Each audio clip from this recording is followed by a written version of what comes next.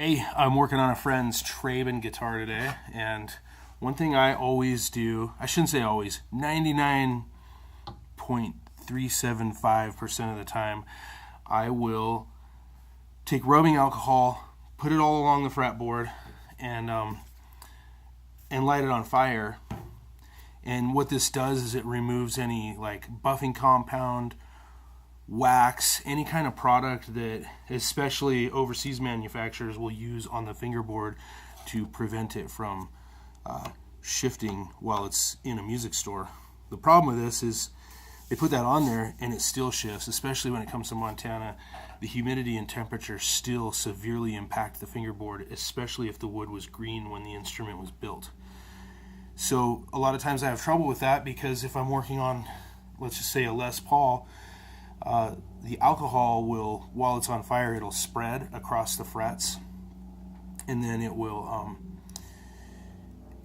run down the back of the neck, and if there's binding, it'll scorch the binding. So that is not cool. I don't ever like that. So today I was curious, and I was like, hey, got an old, almost gone bottle of Lucky Super Soft instant hand sanitizer. And I thought, okay, if I pump this on the fingerboard, being that it's like a gel, I thought it might be more controllable. So this is my friend Craig's bass. It's a Traben. It has flames all over it to begin with, so to truly be on fire might be kind of cool. Down to the last bit. So then I'll take a golf brush or wire brush and kind of spread it. I like to get it spread evenly across the wood. What's so cool about this is being that it's a gel, I have a lot more ability to control where it goes and where it stays. It is splashing on my hands as I use that wire brush. I'm going to take a rag and clean off the sides because I don't want it to run down across the back.